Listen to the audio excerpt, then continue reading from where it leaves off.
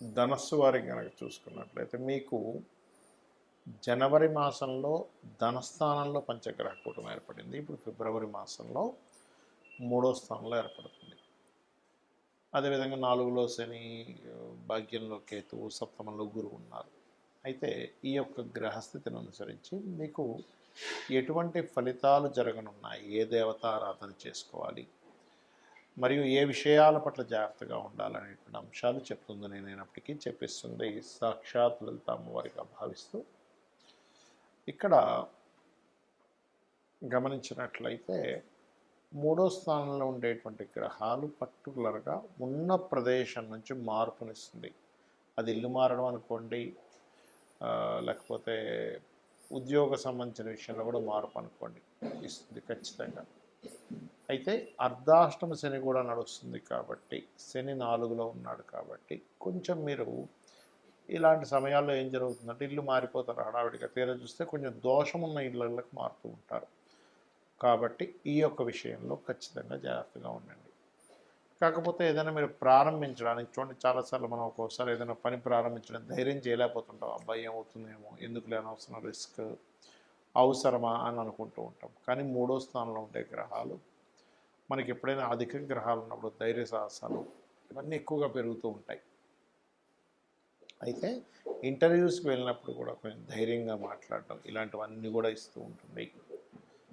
అయితే మరి ఇక్కడ వ్యాపారాలకి, వ్యాపార సంబంధించిన విషయంలో లాభాలు, కొంచెం పార్ట్నర్స్తో కొంతవరకు సహకారము, ఎంగేజ్మెంట్స్ సెట్ అవ్వడానికి అండ్ ఇంటర్వ్యూస్కి వెళ్ళినప్పుడు మీరు మాట్లాడడానికి చాలా అనుకూలంగా ఉంటుంది.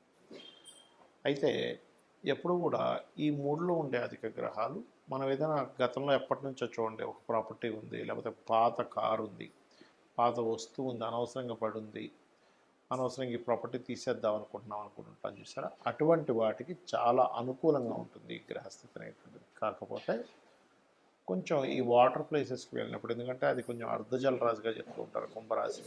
సో వాటర్ ప్లేసెస్, ఏదైనా బావుల్లో దిగేటువంటి విషయాలు, ఇటువంటి అంశాల్లో, మరియు కొన్నిసార్లు చూడండి ఎమోషన్స్తో మనం కోల్పోతూ ఉంటాం. ఇటువంటి విషయాల పట్ల కాస్త జాగ్రత్తగా ఉండండి. ఇప్పుడు పంచగ్రహ కూటములు కొంతమందికి వాళ్ళ జన్మజాతకంలో ఉంటుంది. మరి జన్మజాతకంలో పంచగ్రహ కూటమి ఉన్నప్పుడు ఎలా ఫలితాలు ఇస్తాయని తెలుసుకోగలగాలి. చెప్తాను చూడండి. ఇప్పుడు కొంతమందికి చూడండి లగ్నంలో ఉంటుంది 5 గ్రహాల కూటమి, 5 ఉంటుంది, 6 ఉంటుంది, 4 గ్రహాలు ఉంటాయి. అంటే అధిక గ్రహాలు ఒక భావంలో ఉన్నప్పుడు పర్సనల్ చార్ట్లో ఎలాంటి రిజల్ట్స్ వస్తాయి అని చెప్పి చూసుకుంటే కనుక మీకు చూడండి, లగ్నంలో ఉన్నాయనుకోండి అధిక గ్రహాలు, మీరు వాళ్ళని ఖచ్చితంగా మనం లాట్ ఆఫ్ టాలెంట్స్ ఉంటాయని చెప్పొచ్చు. వాళ్ళకంటే ఒక తత్వం కాదు, మల్టిపుల్ తత్వంగా ఉంటుంది. అంటే రవి ఉన్నాడు, డిగ్నిఫైడ్గా ఉండడం. చంద్రుడు ఉన్నాడు, కొంచెం ఎమోషన్గా ఉండడం. అట్ ది సేమ్ టైం అంటే డిగ్నిఫైడ్ ప్లస్ ఎమోషన్. బుధుడు ఉన్నాడు, బాగా తెలివైన తత్వంగా ఉండడం. మరియు అదేవిధంగా కుజుడు ఉన్నాడు. వీటితో పాటు మళ్ళీ లీడర్షిప్ క్వాలిటీస్, కొంచెం కోప స్వభావంగా ఉండడం. శుక్రుడు ఉన్నాడు. ఇవన్నీ ఉంటూ మళ్ళీ మీకు ఈ యొక్క కళా సంబంధించిన ఆలోచనలు, కళా సంబంధించిన మంచి కళాకారులే ఉంటూ ఉంటారు. అంటే ఇక్కడ ఏంటంటే మనకి ఏ గ్రహాలు ఏ భావంలో ఎక్కువగా ఉంటూ ఉంటాయో ఆ భావాన్ని ఆ యొక్క గ్రహాలు యాక్టివ్ చేస్తూ ఉంటాయి. ఇది లగ్నంలో ఉంటుంది. అదే మీకు ధనస్థానంలో ఉందనుకోండి పంచగ్రహ కూటమి, అప్పుడు ఎలా ఏర్పడుతుంటుందంటే మీకు రకరకాల మార్గాల ద్వారా ధనయోగం, అంటే మల్టిపుల్ ధనయోగాస్ అంటారు. ఇవి చాలామందికి 2వ స్థానంలో 5 గ్రహాలు ఉంటాయి, 4 గ్రహాలు ఉంటాయి. కానీ ఒక్కొక్కసారి కొంతమందికి రావు. ఎందుకు అంటే ఆ గ్రహాలన్నీ కొన్నిసార్లు కంబస్ట్ అయి ఉంటాయి, లేదా పాపకర్తరి అంటూ ఉంటారు. కొన్నిసార్లు పాపకర్తరిలో ఉంటే కూడా ఇబ్బంది ఉంటుంది. అలా కాకుండా 3వ స్థానంలో ఉన్నాయనుకోండి గ్రహాలు, వీళ్ళకి విపరీతమైనటువంటి ధైర్యం ఉంటూ ఉంటుంది, తొందరగా స్టెప్ వేస్తారు. ఒక ప్లేస్లో ఉంటే వీళ్ళకి కలిసి రాదు. ప్రదేశం అనేటువంటిది మారుతూ ఉండాలి. సిబ్లింగ్స్ కూడా ఎక్కువ మంది ఉండేటువంటి ఛాన్సెస్ ఉంటుంది. ఇక 4వ స్థానంలో కనుక అధిక గ్రహాలు ఉన్నట్లయితే ఇక్కడ మరలి మనం 4వ స్థానంలో చూసుకునేటప్పుడు ఏదైనా డిఫరెంట్ ఎనర్జీస్తో ఉండే కాంబినేషన్ ఉందా అని చెక్ చేసుకోవాలంటే అలాగా కుజుడు బుధుడు, లేదా ఒక్కోసారి శని కుజుడు, ఒక్కోసారి రాహువు కుజుడు, ఇలా ఉన్నప్పుడు ఏమవుతుందంటే వీళ్ళు ఎక్కువ చదువుతారు, ఎక్కువ ప్రాపర్టీస్ ఉంటాయి. కానీ కొంతమందికి చూడండి చాలా ఆస్తులు ఉన్నాయండి కానీ అన్ని కోర్టు కేసెస్లోని గొడవల్లోని కబ్జాల్లో ఉన్నాయంటారు. అంటే ఏమిటి? డిఫరెంట్ ఎనర్జీస్ ఉండేటువంటి గ్రహాలు కనుక కంజాయిన్ అయినప్పుడు అది ఆస్తిని ఇస్తూ, చదువుని ఇస్తూ, కానీ ఎట్ ద సేమ్ టైం అదే విషయంలో డిఫికల్ట్ కూడా ఇస్తూ ఉంటుంది.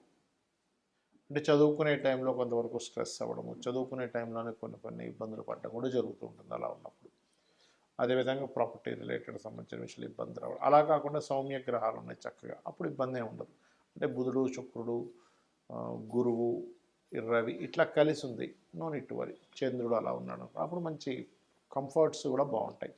అంటే ఆస్తులుండి కూడా కంఫర్ట్స్ లేని జీవితం అనేటువంటిది 4వ స్థానంలో అధిక గ్రహాలు ఉన్నప్పుడు అటువంటి ఫలితాలు వస్తుంది. అంటే పాపగ్రహ సంబంధంగా ఉన్నప్పుడు, శుభగ్రహ సంబంధంగా ఉన్నప్పుడు బాగుంటుంది. ఇక పంచమంలో ఉందనుకోండి, ఇక్కడ క్రియేటివిటీ, ఆలోచనలు ఎక్కువగా ఉంటాయి, సంతానం కూడా అధికంగా ఉంటుందని చెప్పొచ్చు. అప్పులు కూడా తొందరగా తీర్చగలిగేటువంటి స్తోమత, సామర్థ్యం ఉంటుంది మీకు. ఇప్పుడు 5 గ్రహాలనే కదా, ఒకసారి 4, 3 ఉంటాయి, అప్పుడు కూడా మనం దీన్ని తీసుకోవచ్చు. అయితే ఫ్రెండ్స్ కూడా ఎక్కువగానే ఉంటారు, కళా సంబంధించిన థాట్స్ కూడా ఎక్కువగానే ఉంటాయి. అదేవిధంగా కొంచెం లవ్ రిలేటెడ్ సంబంధించినవి కూడా ఎక్కువగానే ఉంటాయి వీటిని చెప్పుకోవచ్చు. అదే 6లో ఉన్నాయనుకోండి అధిక గ్రహాలు, వీళ్ళు స్పోర్ట్స్లో బాగా రాణిస్తారు చెప్పాలంటే. స్పోర్ట్స్లో బాగా రాణించడము, మరియు అదేవిధంగా 6వ స్థానం ఏంటంటే డైలీ లైఫ్లో రకరకాల ఇవి వీళ్ళు చూస్తారు. అంటే చాలా చూశానండి నేను లైఫ్లో అంటూ ఉంటాం, చూసారా నా లైఫ్లో చాలా విషయాలు చూశాను, నా అనుభవంతో లేదు నీ వయసు అంటూ ఉంటాం.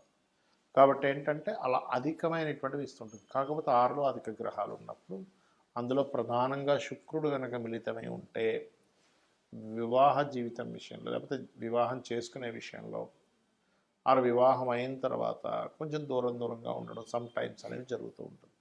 సప్తమంలో అధిక గ్రహాలు అంటే ఎక్కువ మందిని పెళ్లి చేసుకుంటాడని కాదు, మల్టిపుల్ రిలేషన్స్ ఉండడానికి కొంచెం అది ఒక్కొక్కసారి సామాజికంగా ఉంటుంది. ఎలా అంటే సమాజంలో చాలామంది తెలిసి ఉంటుంటారు.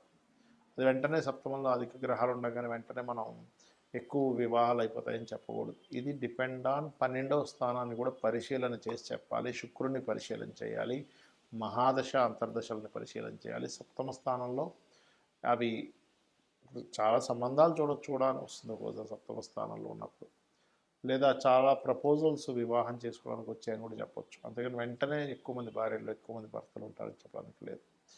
అష్టమంలో అధిక గ్రహాలు ఉన్నప్పుడు మాత్రం తాతగారి ప్రాపర్టీస్ రావడానికి ఛాన్స్ ఉంటుంది. కానీ ఎట్ ఏ సేమ్ టైం అష్టమంలో ఉండే గ్రహాలు కనుక డిఫరెంట్ ఎనర్జీస్ కలిసి ఉంటే తాతగారి ఆస్తి కూడా ఇబ్బందుల్లో ఉంటుంది. కాకపోతే వీళ్ళు పిహెచ్డీస్, రీసెర్చెస్ చేయడానికి చాలా బాగుంటుంది.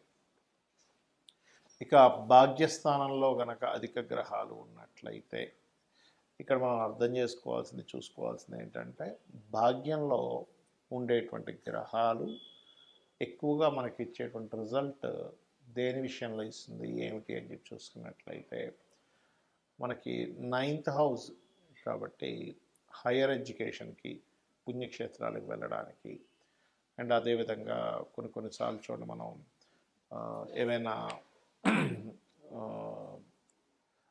తండ్రి నుంచి కొన్ని సపోర్ట్స్, గురువు నుంచి సపోర్ట్స్ కూడా ఇస్తుంది. దశమంలో ఉండే అధిక గ్రహాలు వర్కాలిక్గా ఉంటాడు మనిషి. ఇంకోటి ఏంటంటే ఒక పని కాకుండా మల్టిపుల్ వర్క్స్ చేయడము, అది కూడా డియోల్ సైన్స్ అయితే ఇంకెక్కువ మల్టిపుల్ వర్క్స్ అనేవి చేస్తూ ఉంటారు. అంటే రెండు జాబులు చేయడం లాంటివి జరుగుతుంటాయి. లాభంలో ఉండేటువంటి గ్రహాలు శుక్రుడు తప్ప మిగతా గ్రహాలన్నీ కూడా లాభ ఫలితాలు ఇస్తాయి. 12లో ఉండే గ్రహాలను మాత్రం మనం కొంచెం పరిశీలన చేయాలి. ఎందుకంటే ఇక్కడ ఇది తండ్రి ఆస్తిని ఇస్తుంది ఒక్కోసారి అధిక గ్రహాలు ఉన్నప్పుడు, లేదు పాడైనట్లయితే అక్కడ ఉండే గ్రహాలు తండ్రి ఆస్తి మూలంగానే గొడవలు ఉంటూ ఉంటాయి. బెడ్ కంఫర్ట్స్ కూడా కాస్త ఎక్కువగా ఉంటాయి, రిలేషన్స్ కూడా ఎక్కువగా ఉంటాయని చెప్పచ్చు. కాకపోతే ఇక్కడ శుక్రుడు ఇన్వాల్వ్ అయ్యి ఎలా ఉన్నాడు, వీళ్ళకి శీలస్థానం ఎలా ఉంది, 4th హౌస్ ఎలా ఉంది చూసుకోవాలి. అంటే కోరిక స్థానం ఎలా ఉంది, 4వ స్థానం శీలస్థానం ఎలా ఉందని తెలుసుకోవాలి.